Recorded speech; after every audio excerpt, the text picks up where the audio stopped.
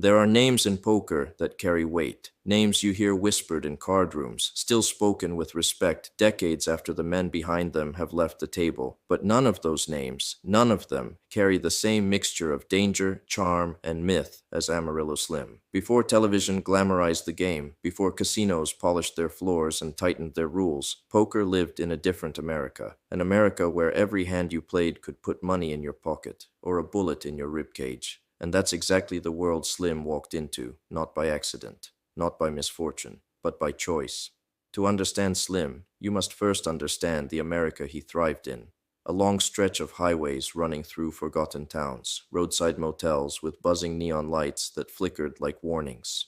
Bars where nobody asked your name, but everyone noticed the weight of the cash in your pocket, and backroom card tables, set behind half-broken doors, where the air hung heavy with cigarette smoke and suspicion. This wasn't poker as you know it. There were no tournament directors, no floor managers, no trained dealers. There were guns, there were tempers, and there were men who believed that if they couldn't win their money back with cards, they'd win it back with force. Into this world walked a tall, skinny Texan with a cowboy hat and a grin that rarely left his face. Born Thomas Austin Preston Jr., but destined to become Amarillo Slim, a name that would eventually echo across poker's entire history. But at the start, he was just another gambler on the road, moving from town to town, game to game, always a stranger, never quite safe. And if Slim had one gift greater than knowing when to bet, it was knowing how to stay alive. Because the truth people forget when they see his old photos and his gold bracelet, is that Slim shouldn't have survived. Not the road games, not the robberies, not the gunfights, not the angry losers who waited in dark parking lots after the game ended. Slim himself once said, "If you want to be a road gambler, you better be willing to go places where the police won't." He wasn't exaggerating. He played in rooms where cheating wasn't an accusation, it was an expectation. He played with men who hid derringers in their boots. He played in towns where the law arrived only after the shooting stopped. And he played in an era where being too good at cards could be a death sentence. Yet somehow, through a mix of talent, luck, and pure fearless instinct, Slim kept surviving the kind of nights that ended most men's stories permanently. He once walked out of a game where shots had been fired at the table. Another time, he stared down the barrel of a gun and talked the man holding it into putting it away. And more than once he left a game with nothing but the clothes on his back and the hope that dawn would come before danger did.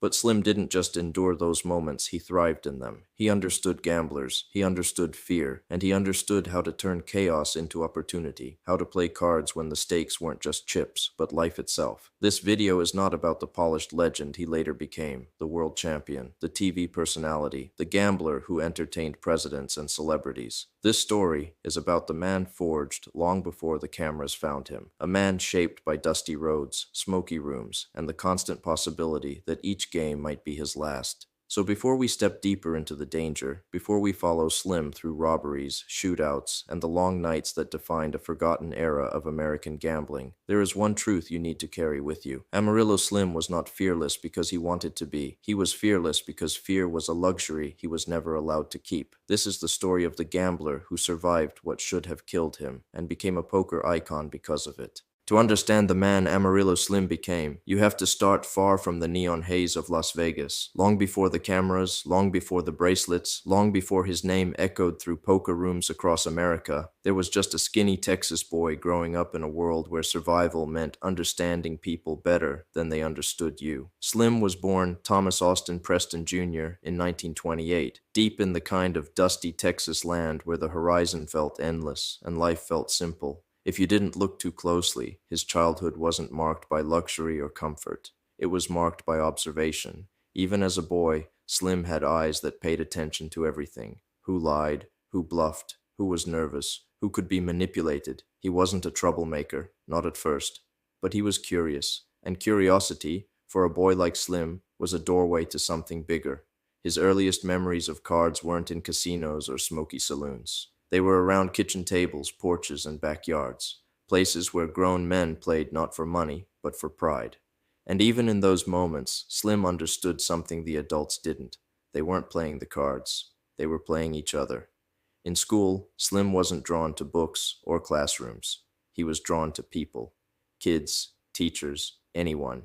He could read their intentions with an instinct that should have belonged to someone twice his age. He wasn't the strongest boy, or the fastest, or the toughest, but he understood angles, He understood timing, and most of all, he understood opportunity. That instinct led him to the pool halls, the real classrooms of the American South. To outsiders, they looked like smoky, dim-lit rooms filled with the sharp clack of billiard balls, but to Slim, they were temples of human behavior. This was where men bluffed, bragged, cheated, lied, and negotiated in real time. This was where money moved from one pocket to another with the same fluidity as the chalk dust floating in the air. Slim became a fixture in those halls, not as a player at first, but as a watcher. He studied the sharks, the hustlers, the drifters who wandered in with a cue stick and a story. He saw men win fortunes with a smile and lose them with a whisper, and he stood in the corner, absorbing every detail. When he finally stepped up to a table himself, he didn't play like a kid. He played like someone who already knew what fear looked like in a man's eyes. He wasn't the best pool player in Texas, but he didn't have to be. He only had to be better at choosing who to play. And that's where Slim's mind started to sharpen. He realized that gambling wasn't just about skill, it was about selection. Finding the right opponent, the right moment, the right weakness. He never forgot that. Cards came soon after. Not the polished, structured games of later years, but nickel and dime hands in barns, basements, and backrooms. Slim wasn't yet Amarillo Slim, the legend. He was just Tom Preston, a boy learning that cards were another battlefield where instincts mattered more than education. He learned how men breathed when they had a big hand, how they swallowed when they were bluffing, how they talked too much when they were nervous. He learned when to be friendly, when to be silent, when to push, and when to vanish. By the time he was a teenager, he wasn't playing for fun anymore. He was playing for gas money, food money, anything money. And piece by piece, the boy who watched from the corner became the young man who controlled the room. But there was a moment, a small one, nearly invisible, that marked the true turning point. It wasn't a big win. It wasn't a dramatic loss. It was a feeling. One night, after hours of playing in a cramped little room behind a general store, Slim stepped outside into the Texas night. The stars were sharp.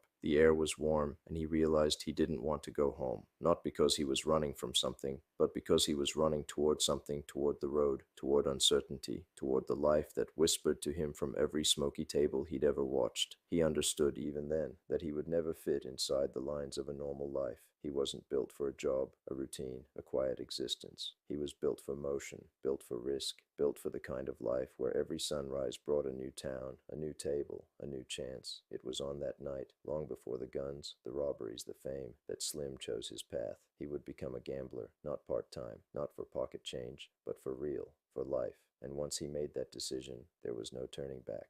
When Slim finally chose the road, he didn't pack much, because a gambler doesn't need much. A change of clothes, a few dollars, and enough nerve to sit down in rooms where strangers stare as if deciding whether to play cards with you or rob you on the way out. There was no ceremony, no farewell, no moment of hesitation. One day, he was Tom Preston, a boy who played cards in dusty backrooms. The next, he was a traveler with pockets full of ambition and a head full of instincts, sharpened far beyond his years. The America he stepped into was not the romantic version people imagine today. It was raw, untamed, and honest in its own dangerous way.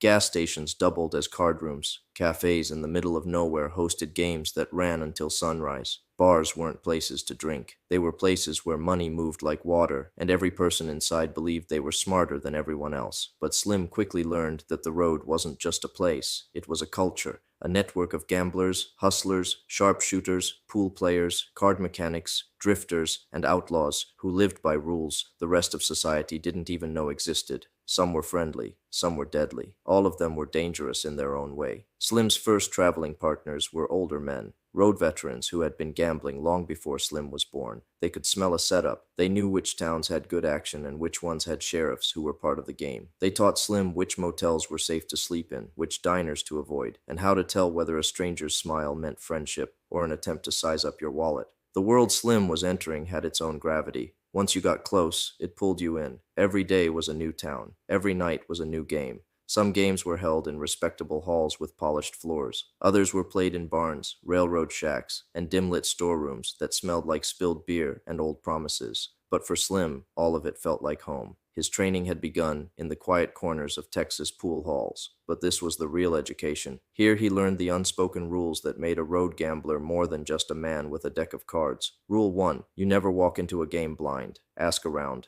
Read the room. Know who runs the place, who's the local hero, who cheats, and who shoots. Rule 2. Winning is easy. Getting out alive is the trick. Take enough to be satisfied, but not enough to make a man desperate. Rule 3. Respect fear, even if you never show it, because on the road, fear kept you alive. But Slim had something most gamblers lacked: charm. A disarming cowboy-hatted grin that made people underestimate him. He could talk to anyone, rich or poor, drunk or sober, honest or crooked, and they'd welcome him like he belonged. In a world built on suspicion, Slim was a rare sight, a stranger people didn't immediately distrust, and that was his superpower. He drifted from Texas to Oklahoma, from Louisiana to Arkansas, then farther. Sometimes the games were small, tables barely big enough for 4 men. Other times, the stakes were higher than a young gambler had any business playing. But Slim didn't blink. He understood something crucial, that luck favors the man who keeps showing up. With every mile, he heard stories about legendary road gamblers, men who had played in shootouts and survived, men who won so much money they had to bury it because they couldn't carry it,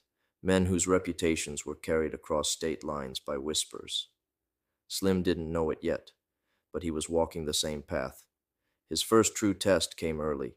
A night in a rural town where the cards were marked. The dealer was crooked, and everyone in the room knew, except him. But Slim noticed something. The same man won every third pot, perfectly timed. The dealer shuffled strangely, his pinky finger flexing just before each hand. The lucky winner tapped the table twice every time he bluffed. Slim said nothing. He simply adapted. He watched. He waited. And when the moment was right, he struck, turning their own cheating rhythm against them. The older gamblers in his crew said nothing, but the nods they gave him afterward said everything. Slim had passed his first quiet test. He could survive a crooked game without losing his cool or his wallet. But more importantly, he understood something deeper.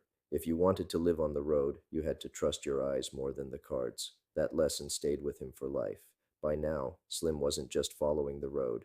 He was becoming part of it, absorbing its rhythms, its dangers, its rewards. He wasn't a boy anymore. He was a gambler, learning his place in a world that didn't forgive mistakes. Soon, the small-town games wouldn't be enough. Soon, Slim would seek higher stakes, tougher players, darker rooms, and every mile ahead would push him deeper into the underworld of American gambling. The road wasn't just calling him anymore, it was claiming him. By the time Slim settled into life on the road, he understood something most people never do. America wasn't one country. It was 100 little kingdoms, each with its own rules, its own dangers, its own version of justice, and the road gamblers lived between them, slipping in and out like shadows. To some towns, they were entertainment. To others, they were parasites. But everywhere they went, they were outsiders, men who carried no address and answered to no one. Slim loved it. The road was loud and quiet at the same time, long stretches of silence broken by nights so wild they felt like they were drawn from a different century. The hum of the engine became part of his heartbeat. The smell of dust, gasoline, cigarette smoke, and barroom sweat became familiar, almost comforting. This was the world that shaped him. Not polished Vegas floors, not television studios, but dusty back roads and wooden tables that shook when a drunk man slammed his fist down after losing a hand. He thought he deserved. The circuit, as gamblers called it, wasn't organized. There were no schedules, no official stops, no maps, just whispers, an overheard conversation, a bartender who nodded toward a door in the back, a gas station attendant who said, "Boys play over in Pine Bluff tonight. Big money." And that was enough. Some nights the games were small, a dozen men drinking from chipped glasses, betting with money that smelled like farm work. Other nights the stakes were large enough to make a young gambler's hands shake, at least on the inside, because on the outside, Slim was stone. One of the first lessons he learned was simple. If they see you're nervous, you've already lost. The circuit wasn't just about cards. It was about reading the ecosystem of a room. Every table had its predators and its prey. Every table had its tension, the old grudges, the alliances, the unspoken threats. And in many towns, the cards weren't the real danger. The real danger was the people. Some were friendly until you won too much. Some were friendly until you refused a drink you thought might be poisoned. Some were friendly until they lost a pot big enough to make them forget about the rules entirely. Slim navigated these rooms the same way a sailor reads the sea, never relying on one sense alone. He listened to the tone of men's voices. He watched how they sat, how they breathed, how they protected their chips. He noticed who kept a hand under the table for too long. He noticed which door the local sheriff used when he came in without saying a word. Because law enforcement in those days didn't always enforce laws. Sometimes they protected the games, sometimes they robbed the games, and sometimes they played in the games. Slim learned to treat every sheriff like another gambler, someone you respected but never trusted. The deeper Slim went into the circuit, the more he understood that the road was a living thing. It tested you, it rewarded you, and it punished you for being careless. Some nights he slept in cheap motels with stains on the walls. Other nights he slept in the back seat of a car, parked behind a diner because the owner said the local boys were in a mood tonight. Some mornings he rode into a new town feeling like a king. Other mornings he crossed state lines with nothing in his pockets but lint and lessons. But every mile sharpened him. He stopped chasing luck and started cultivating discipline. He learned bankroll management without ever hearing the phrase. He learned probability without ever opening a math book. He learned psychology without ever sitting in a classroom. Most importantly, he learned that in life, and especially in gambling, you don't survive by being fearless. You survive by acting fearless. Slim's name began spreading quietly among the other travelers, not because he won every session, but because he won the right sessions. He knew when to quit, he knew when to push. He knew when the danger in the room was louder than the money on the table, and in the world of road gambling, that made him different, better, respected, even by men who hated losing to him. But the more he played, the clearer it became that the circuit was only preparing him for something bigger. There was a ceiling to small-town games, a limit to what a man could earn, no matter how good he was. Slim could feel it, the tug of something beyond the circuit, something calling him toward brighter lights and tougher opponents. Vegas wasn't in his plans yet, but destiny was moving toward him, step by step, mile by mile. Before he reached it, though, the road still had lessons to teach, lessons written in sweat, suspicion, and gunpowder. By the time Slim was fully broken into the road gambling life, he had already learned one truth that every real gambler must face. Winning doesn't make you a gambler, losing does. On the circuit, money came and went like weather. One night, Slim walked out of a room with more cash than he'd ever held in his hands. The next night, he walked out with pockets so empty they felt like they'd been turned inside out by fate itself. But Slim never flinched. If anything, the losses shaped him more than the wins did. In small-town America, the card table was a coliseum. The men who sat there didn't care about your age, your story, or the dreams you carried. They cared about whether you could take their money, and they cared even more about whether you could keep it. Slim understood early that poker wasn't a game of cards. It was a battlefield of psychology. Cards were just props. The real game was people. He watched how men reacted to winning. The way some laughed too loudly, the way others quieted, as if afraid their good fortune might spook. But the losses, that was where the truth lived. A man revealed his soul when he was losing. He showed whether he was calm or desperate, whether he'd quit or chase, whether he'd take losing like a man, or reach for whatever weapon was closest. Slim took notes without writing a word. Every opponent, every habit, every tell became part of the silent encyclopedia he carried in his mind. Because knowledge, on the road, was currency, and Slim was starting to collect more of it than most. One night, in a peeling, smoke-choked bar in Arkansas, Slim sat across from a local man who had a reputation. A loud player with a mean streak and a temper that arrived quicker than the sheriff. Slim watched him carefully. Every time the man bluffed, he tapped the table twice, barely noticeable. Every time he had a strong hand, he held his breath. By midnight, Slim had drained him. The man glared across the table, his face red, his fists clenched. Slim just smiled politely, as if they were playing for buttons and bragging rights instead of rent money and pride. After the game, Slim's traveling partner whispered, "You keep taking pots from men like that, son. These nights gon' get real short." But Slim wasn't reckless. He didn't chase big scores. He chose his moments carefully. If the money was flowing easily, he took just enough. If tension rose too high, he backed off, even if he knew he could win more. Because in the world he lived in, taking a man's last dollar didn't make you rich. It made you a target. And Slim wanted to be many things, but never a target. His discipline became a trademark. While other gamblers rode emotional highs and lows, Slim stayed steady. If he won, he showed humility. If he lost, he showed humor. He never let the table see what he was truly feeling, and that made him dangerous. It was around this time he learned to master one of the most powerful weapons in poker, selective pressure. He knew when to lean on a man. He knew when to pull back. He knew how to maneuver the table without looking like he was doing anything at all. He was building a reputation, not as a cheat, not as a bully, but as a man you couldn't read, a man you couldn't push around, a man who always seemed to know exactly when to strike. But even the best players aren't immune to the sting of bad luck, and Slim, for all his talent, had nights where everything collapsed. One night in Mississippi, He ran so cold he might as well have been playing with blank pieces of cardboard. Every bluff was called. Every value bet was met with a better hand. By sunrise, he had lost every dime he had on him. A lesser gambler might have quit. Slim didn't. He stepped outside, lit a cigarette, stared at the pale early light, and said, "Well, that's the tuition I pay for my education." By noon, he was in another town, sitting at another table, starting fresh. This rhythm, this endless cycle of risk and reward, chaos and clarity, did more than make Slim a good gambler. It made him unshakable. He learned to accept that luck was a visitor, not a roommate. He learned that fear was a choice, and he learned that no loss was final, as long as you still had the will to sit back down. What separated Slim from other gamblers wasn't that he played better cards, it was that he played better people. He understood that everyone who sits at a table brings their entire life with them, their pride, their insecurities, their secrets, their frustrations. Slim didn't gamble against their hands. He gambled against their histories, and because of that, the road began to whisper his name. Little by little, state by state, town by town, the legend of this tall Texan with a grin and a deadly instinct began to grow. But fame on the road wasn't always a blessing. Sometimes it was a warning, because the more men knew his name, the more dangerous the nights ahead would become.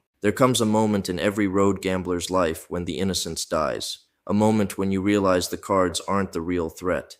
The people are for Slim. That moment didn't come gently. By now he had played in enough towns to recognize the signs of a dangerous room. The stale smell of spilled beer, the warped wooden chairs, the way men watched each other with eyes that never fully closed. Every table had its rhythm, and every rhythm had a breaking point. The first time Slim saw a gun come out mid-hand, it felt unreal. Not frightening, just unreal. A drunk roughneck in a sweat-stained shirt slammed his cards down, cursed the dealer, and with the same motion pulled a revolver from his belt. The room froze. Cards stopped shuffling. Conversation died in the man's throat. Slim didn't panic. He didn't stand. He didn't even blink. He simply leaned back slightly, hands resting on the table, eyes calm. Not challenging, not submissive, just steady. In that room full of fear, Slim's composure was the first thing anyone noticed. Two locals managed to talk the man down before blood spilled on the table. The gun disappeared. The game limped on. But for Slim, the lesson was already burned into his mind. A poker table is a powder keg. And ego is the match. After that night, Slim began seeing things with new clarity. The little flinches, the shaking hands, the way a man's voice changed when he felt cheated. He became a student of danger, reading the temperature of a room the same way a seasoned hunter reads the wind. He picked seats with care, never with his back exposed, never near a door he didn't trust, never next to a player whose anger simmered under the surface. And still, danger found him. One night, after a long winning session in a small Texas town, Slim walked outside into the warm night air, boots on gravel, coins clinking in his pocket, the familiar sound of a door swinging shut behind him. Then came another sound, a soft metallic click. Slim turned slowly. The man he'd beaten all night, the one who'd stared daggers across the table, stood under a flickering street lamp with a revolver aimed at Slim's chest. Slim didn't raise his hands, didn't plead, didn't move. He just spoke, voice low and steady. "Friend, the cards beat you. I didn't." The man hesitated. His breath faltered, and for a single second, Slim watched the anger drain just enough to save both their lives. The gun lowered. The man cursed, kicked at the dirt, and stalked off into the shadows. Slim waited until he was gone before exhaling. That night taught him something he'd carry forever. You don't talk a man out of killing you, you talk him out of wanting to. Trouble didn't stop chasing Slim after that. It simply changed shape. In the weeks that followed, he noticed weapons everywhere. Knives tucked into boots, pistols hidden under jackets, shotguns in the back corners of bars where the owner pretended not to notice. Some gamblers placed their guns openly beside their chips, like an additional ante. Others kept theirs concealed, letting the mystery do the talking. But the most dangerous player wasn't the one showing the gun. It was the one who didn't. Slim learn to identify those men quickly. The ones who went quiet just before trouble. The ones whose smiles never reached their eyes. The ones who watched the dealer too closely. The ones who never drank because they didn't want their hand shaking when it mattered. One night in Tennessee, Slim sat in a cramped back room behind a feed store. A room so dim, he had to tilt the cards toward the light just to see them. The players were rough countrymen. The kind who worked all day and gambled all night. The stakes weren't big, but the tension was. A mountain of a man accused the dealer of stacking the deck. The dealer, a skinny, nervous type, fired back with an insult he should have kept to himself. The big man's hand disappeared under the table. Slim didn't need to think. He shot to his feet so fast his chair flipped backward and slammed into the wall. The room froze. The big man stopped. Just for a second. Just long enough for Slim's sudden movement to break the moment. His hand emerged empty. He grumbled, shoved away from the table, and stormed out into the night. A local leaned close to Slim and whispered, "You just saved that dealer's life. That boy was about to shoot him dead." Slim wasn't surprised. He'd already learned that violence didn't erupt suddenly. It leaked into the room slowly, drop by drop, until the floor was soaked with it. And if you didn't sense it early, you wouldn't sense it at all. These nights didn't harden Slim. They sharpened him. He learned how to sit in a room full of danger without letting it touch him. He learned how to defuse men who were one bad beat away from violence. He learned how to read not just fear, but the intent behind it. Slim wasn't fearless. He was prepared, and that made him more dangerous than any bullet, because he now understood something vital. On the road, surviving the violence wasn't luck, it was skill, and Slim was getting very, very good at it. Slim knew the road was dangerous, long before he learned just how dangerous. But nothing prepared him for the nights when danger didn't sit across the table, but waited outside of it. Robberies were not rare on the road gambling circuit. They were attacks, a cost of doing business in a world where cash moved in fistfuls, and law enforcement arrived only after Gunfire had already claimed the night. And gamblers like Slim knew one truth. If you win enough money, someone will try to take it from you. The first time Slim was robbed, it didn't happen in a dark alley. It happened on a quiet country road after a long night of poker. He was riding in the passenger seat of an old Chevy, the desert wind whistling through a cracked window, when a pair of headlights appeared behind them. Far too bright, far too close. His partner, an older gambler named Red, said nothing. He just tightened his grip on the steering wheel. The headlights didn't pass. They didn't fall back. They followed. Miles passed in silence until Red muttered, "Boys behind us ain't driving. They're hunting." Slim felt the shift immediately. The energy, the tension, the cold needle of instinct piercing the back of his neck. The car behind them swerved, sped up, and forced them onto the shoulder in a cloud of dust. Before Slim could unbuckle, 3 men emerged from the other car, faces hidden, guns drawn, voices sharp and confident. "Evening, gentlemen," one of them said. "Hand it over." They knew who Slim was. They knew he'd won big that night. Slim stayed calm. He didn't argue. He didn't provoke. He didn't bargain. He looked at Red, and Red gave the slightest nod. Together, without a word, they handed over the money. The robbers laughed, hopped back into their car, and tore off down the road, a rooster tail of dust trailing behind them. Slim and Red stood there for a long moment, the night air cold against their skin. Finally, Slim said, "Well, that's one way to pay rake." Red chuckled, a tired, hollow chuckle, the kind of laugh you make after surviving something you don't want to think too much about. And Slim walked away with the first of many lessons. Some nights, staying alive is the victory. But not every robbery went so smoothly.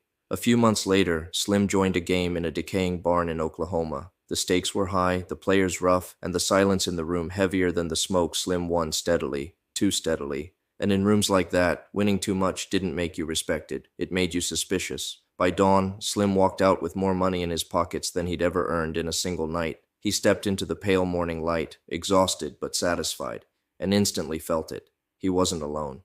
A figure stepped out from behind the barn, then another, and another. 3 men, no masks this time, no need. Slim's hand twitched instinctively toward his coat pocket, but he stopped himself.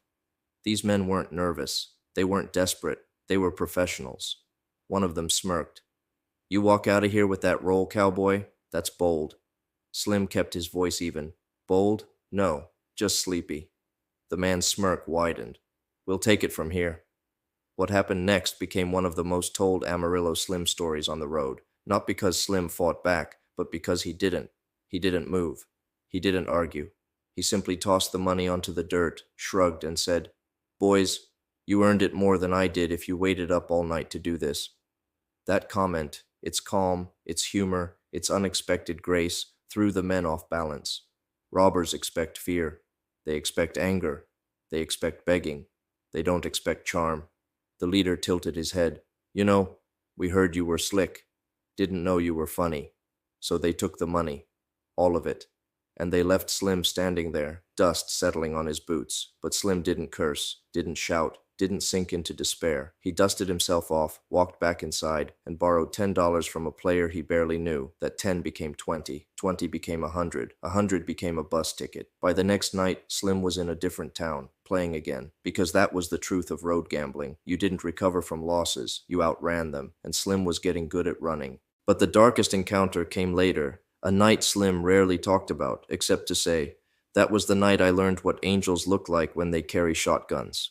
It happened outside Shreveport. Slim had played in a rough game, one of those games everyone warned newcomers about, the kind where losing money was safer than winning it. But Slim was hot that night, too hot. He left with a fat roll in his pocket and a bad feeling in his gut, the kind that doesn't come from luck, but from knowing luck can turn into trouble faster than a man can blink. He didn't make it far down the dirt road before a pickup truck blocked his path. Two men stepped out, both armed, both expressionless. Slim's heart hammered once, just once, before he forced his face into a calm smile. "Boys," he said softly, "I already lost this money once tonight. I ain't sentimental about it." The men didn't smile. They didn't speak. They simply stepped closer. Slim knew this wasn't a robbery. This was an ambush, a settling of scores, not business, revenge. Just as one man raised his gun, a shotgun blast tore through the silence, dust exploded. One robber fell, screaming. The other spun and fled into the dark. Slim turned to see two figures standing behind him, old country boys he had barely spoken to earlier in the night, farmers, locals, men who had watched him play and decided quietly, without announcement, that he wasn't going to die on their road. Slim stared at them, breathing hard. One of the farmers simply said, "Son, you win big in our town. You better have friends before you leave it." Slim nodded slowly. He understood the message perfectly. That night engraved a truth so deep it became part of him. On the road, you don't survive alone. You survive by being the man good people want to protect, and bad people want to avoid. From that point on, Slim never took the road lightly again. Every night became a calculation. Was the town safe? Were the players honest? Were the shadows moving? Because the robberies, the ambushes, the close calls, they weren't accidents. They were the curriculum, the education, the price of becoming the kind of gambler Slim was destined to be. And as the years went on, the dangers only grew. But so did Slim. Every robbery taught him timing.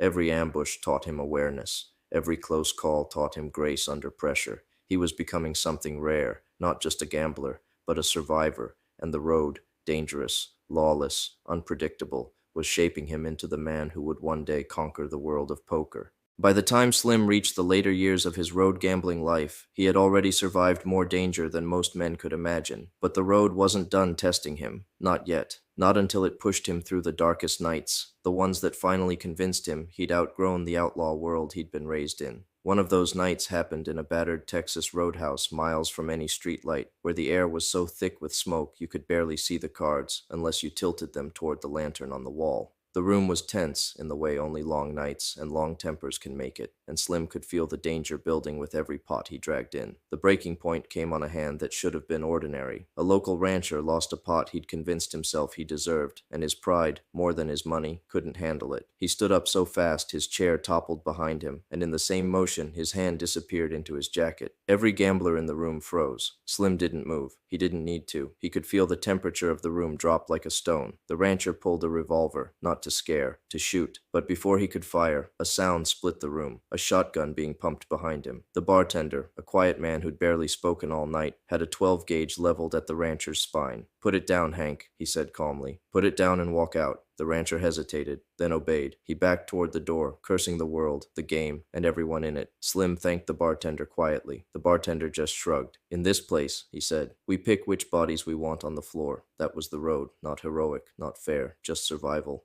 But the worst shootout Slim ever witnessed came later, in a small Arkansas tavern where the poker table sat in the back room behind crates of beer, the kind of place where the light bulbs flickered like they were trying to warn everyone inside to go home. The game had been rough for hours. Too many big personalities, too much whiskey, too many grudges simmering under the surface. Slim sensed the danger early. He always did. But even his instincts weren't fast enough to stop what happened next. Two players, cousins, started arguing over a side bet so trivial no one would remember it later. Words turned to shouting, shouting turned to shoving, and then the shoving stopped, because both men reached for the guns at their hips at the exact same moment. Slim dove behind a stack of crates as the room exploded into gunfire. Bullets punched through bottles, crates, and the wooden wall behind him. He stayed low, breath steady, mind clear, because on the road, panic got you killed faster than bullets. When the shooting finally stopped, one cousin was down, the other was bleeding and screaming, and everyone else was frozen in the horror of what had just happened.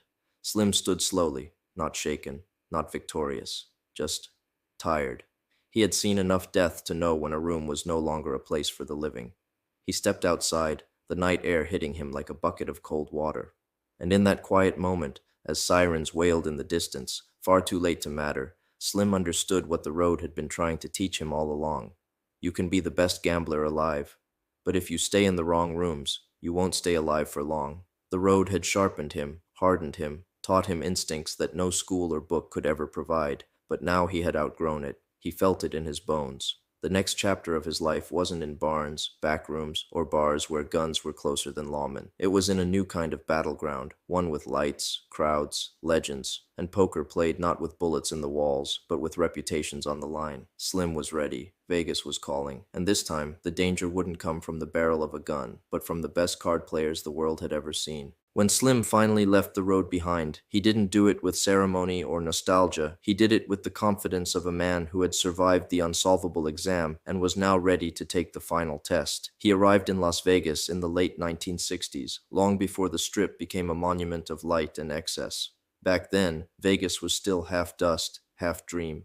The casinos were smaller, the streets were darker, and the city carried the same scent that Slim knew from his road nights, possibility mixed with danger. But one thing was different. The danger here wasn't in back alleys, barns, or roadhouses. It sat directly across the table from you, wearing sunglasses, smoking a cigarette, and sizing you up with a grin. Vegas didn't rely on guns. Vegas relied on skill, and Slim felt at home immediately. He settled into the smokiest corners of Binion's Horseshoe, a place that didn't care about glamour. Benny Binion built it for gamblers, not tourists, and gamblers could sense it. Inside the Horseshoe, the air was heavy with tobacco and tension. Dealers moved with the confidence of men who had seen every trick imaginable. The chips clacked with a rhythm that felt different from the road. Less frantic, more calculated. Here, every man acted like he was in control, even when he wasn't. And sitting among the regulars were legends, not fictional ones, real ones. Johnny Moss, Doyle Brunson, Sailor Roberts, Puggy Pearson, men whose reputations were carved from decades of high-stakes combat. Men who could read your entire life story from the way you handled your cards. Men who didn't cheat, didn't bluff out of pride, didn't play for survival. They played for mastery. Slim joined them, not quietly, not timidly, but naturally. He wasn't intimidated. He wasn't overwhelmed. He'd played in rooms where bullets were currency. Sitting with Moss and Brunson felt almost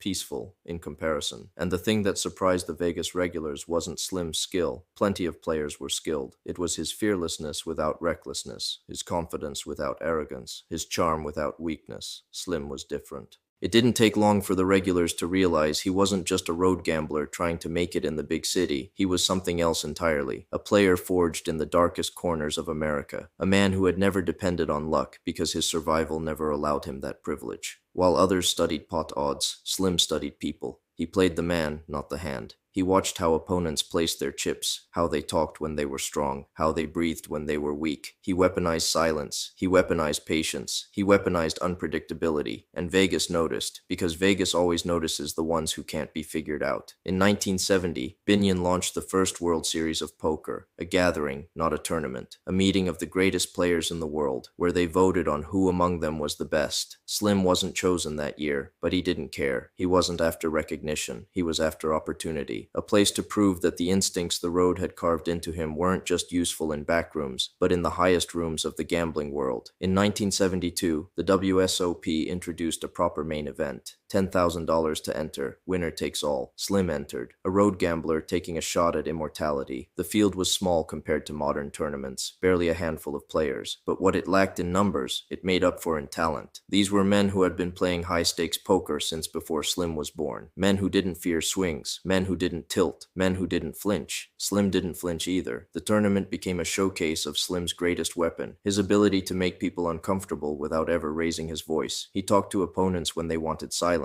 He joked when they wanted focus. He slowed down when they wanted speed. He sped up when they wanted calm. He wasn't just playing the game, he was controlling the room. Players fell one by one, not because Slim outcarded them, but because he outmaneuvered them. He got under their skin, into their rhythm, behind their thoughts. And when the final hand was dealt, Slim wasn't nervous. He'd been in far worse situations than a poker table. He won the 1972 main event and became the most famous poker player in America almost overnight. But what the cameras didn't show, what the crowd didn't see, was the deeper truth beneath his victory. Slim wasn't just the champion of that year. He was the champion of an era. The era before online poker, before sponsorships, before hole card cameras, before the world learned how to talk about solvers and ranges. He was the champion of instinct, of grit, of survival. Winning the WSOP wasn't the beginning of his legend. It was the moment when the rest of the world finally caught up to what the road had known for decades. Amarillo Slim was built for the biggest stage in poker, and now that he had stepped into the light, he wasn't about to leave it. Because Vegas wasn't just his new home, it was his new battleground. But unlike the roadhouses of rural America, this battleground didn't fight with guns. It fought with reputation, psychology, and the unforgiving spotlight of fame, and Slim was ready for all of it. Winning the 1972 World Series of Poker didn't just put a gold bracelet on Slim's wrist, it put a target on his back, a spotlight in his face, and a microphone in front of him, one he would use with the natural ease of a man who had spent his entire life talking himself out of danger. The moment he won, reporters crowded him like he'd just stepped off a battlefield. And in a way, he had. Poker wasn't glamorous in the early 1970s. Not to the public, anyway. It was seen as smoky backrooms, loose morals, and men who preferred the company of risk over the comfort of safety. But Slim changed that. With a cowboy hat, a razor-sharp grin, and a voice smoother than a river card straightening out a broken hand, Slim became the bridge between poker's outlaw past and its glittering future. He was a showman without trying to be one, a storyteller without needing to embellish, a survivor with the charm of a front porch philosopher. To America, he wasn't just the world champion of poker. He was a character pulled from a forgotten Western, walking into their living rooms to explain why cards weren't just luck, but art. Slim became the first true celebrity poker player, and he handled fame the same way he handled a dangerous poker table, with a smile, a joke, and just enough unpredictability to keep everyone watching. Before long, Slim was invited on The Tonight Show with Johnny Carson. Carson, a man who could spot charisma from a mile away, loved him instantly. Slim walked onto that stage like he belonged there, like late-night television was just another saloon, and Carson was just another man across the table. He spoke slowly, confidently, every sentence delivered as if it had been aged in oak barrels. He told stories about the road that sounded too wild to be true, but were too detailed to be lies. He joked about dodging bullets between poker hands. He explained bluffing the way poets explain metaphors, and the audience, middle America, housewives, office workers, students, sat spellbound. This wasn't a criminal. This wasn't a degenerate. This was entertainment. Slim understood something that very few gamblers ever understood. If you want to be welcome in every room in America, you must make America feel welcome in yours. He went on 60 Minutes. He went on talk shows, radio shows, morning shows. He became the face of poker before poker even knew it needed one. He didn't lift poker's reputation single-handedly, but he did more than anyone of his era to convince America that poker wasn't the pastime of criminals. It was the game of thinkers, of artists, of characters, and Slim, he was the greatest character of them all. But fame didn't change Slim's nature. He was still a gambler, through and through. And for Slim, poker was only half the fun. The other half was prop betting, wagers so bizarre, so outrageous, so uniquely Slim, that they became as legendary as his tournament victories. Slim believed that anything could be bet on. Anything. That was his genius. Not the cards, the creativity. They said he once bet he could outrun a horse in a short race, and he won, by picking a distance where the horse needed time to accelerate while Slim just sprinted. They said he bet he could float down a river on a pool table without sinking. He won that too. Slim saw the world not as a place filled with everyday objects, but as a giant casino waiting for him to exploit its hidden rules. And then there was his famous wager against Minnesota Fats, the most iconic pool hustler of all time. Fats bragged he could beat Slim at any pool game on Earth. Slim didn't argue. He simply proposed the wager and chose the conditions. They would play on a pool table, but Slim got to choose the cue. Fats agreed. Why wouldn't he? He was the greatest to ever hold a cue stick. Slim showed up holding a broomstick. Fats was furious. Slim smiled, and Slim won, because prop bets weren't about skill. They were about imagination. They were about seeing a weakness before anyone else realized it was a weakness. Slim spent years traveling the country making outrageous bets, playing table tennis with cast iron skillets, racing animals, shooting targets, predicting coin flips, you name it. And the remarkable thing, he won most of them. Not because he was lucky, but because he never made a bet unless he already knew the outcome. This was Slim's philosophy of gambling in a single sentence. If you can't spot the sucker in the first half hour, then it's you. Slim never let it be him. The more Slim won, the more America loved him. He was invited to keynote charity banquets, corporate events, and grand openings. He was the kind of man who could stand in front of 1,000 people and have them laughing before he even finished his first sentence. He wrote a book, Amarillo Slim, in a world full of fat people. part autobiography, part philosophy, part warning label for anyone foolish enough to underestimate him. And through it all, he carried himself with the unmistakable energy of a man who had been forged by a world harsher than the one he now lived in. This was a man who had survived backroom shootouts, runaway horses, crooked sheriffs, and more ambushes than most war stories. Now he wore suits on television and shook hands with celebrities, but if you looked into his eyes, the old road gambler was still there, watching, studying, evaluating. Fame didn't soften him, it simply gave him a bigger stage, and for a while, Slim seemed unstoppable, untouchable, a living legend whose name alone could draw crowds, and whose stories were passed around bars and poker rooms like sacred scripture. He was riding higher than ever before, but there is a truth about fame that gamblers understand better than anyone. No streak lasts forever, and in the years ahead, Slim's life would be tested again, not by bullets, not by robbers, not by rival gamblers, but by the weight of his own legacy. The lights of Vegas never stop shining, but sometimes they reveal more than a man wants the world to see. Fame is a strange currency. It buys you a seat at the finest tables, a microphone on the biggest stages, and a spotlight that never turns off. For a man like Amarillo Slim, a man who spent half his life in the shadows of smoky roadhouses and the other half in the glow of television lights, that spotlight became both a crown and a burden, because eventually it stopped illuminating what he did and started illuminating who he was. And for a man whose life was built on myth, charm, danger, and survival, there were parts of himself he didn't want the world to examine too closely. In the early 2000s, Slim's life took a turn that would overshadow his legend. He was accused of crimes that horrified the poker community, deeply personal allegations involving his own family. Charges were filed, headlines multiplied, and suddenly, the man America had once welcomed into their living rooms was at the center of a storm darker than anything guns or gamblers had ever thrown at him. Slim denied everything. He claimed he took a plea only to protect his loved ones from further trauma, insisting it was the result of family disputes and not a confession. Some believed him, many didn't. And the truth, buried beneath conflicting stories, legal maneuvering, and the fog of time, was never fully agreed upon. But the damage was done. The man who once symbolized the frontier charm of poker now carried a stain that no tournament win could wash away. Casinos distanced themselves. Fans grew quiet. Friends grew fewer. It was the first time in Slim's life that he couldn't bluff his way through a crisis. The road had taught him how to survive bullets and betrayals, but it had never prepared him for the weight of public condemnation. And no matter how he tried to defend himself, the shadow remained.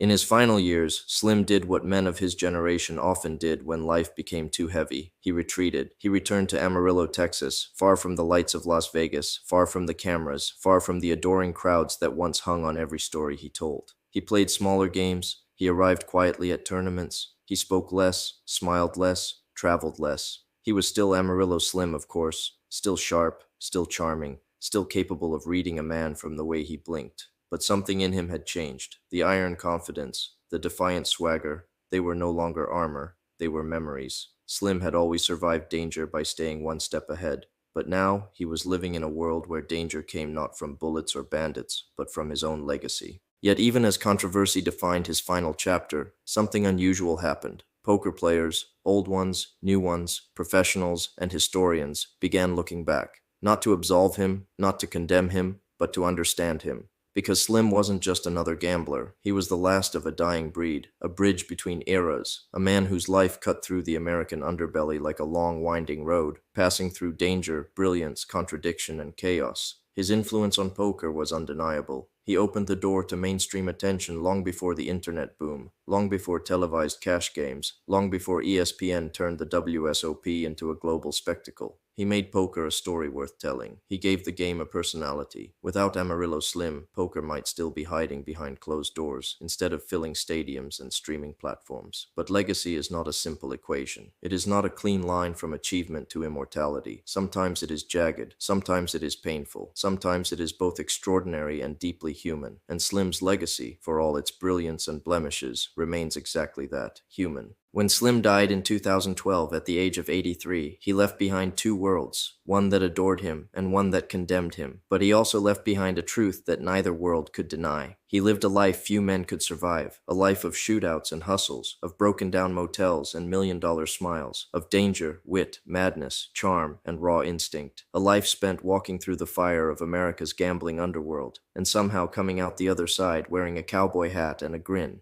When the cards were finally laid down, Slim didn't get to choose how the world remembered him. But he didn't need to, because legends, real legends, are never clean stories. They are complicated, contradictory, messy, magnificent, flawed. Slim was all of those things. And maybe that's why people still talk about him. Not because he was perfect, not because he was evil, but because he was unforgettable. A gambler forged in gunfire, a champion crowned under neon lights, a man who changed poker forever and paid a heavy price for living a life no one else could have lived. When future generations read about the early days of poker, they might find bigger winners, richer players, or more polished professionals. But they will never find another Amarillo Slim, because the world that created him, the world he survived, the world he conquered, is gone. All that remains is the story, and in the end, that's all a gambler ever truly leaves behind.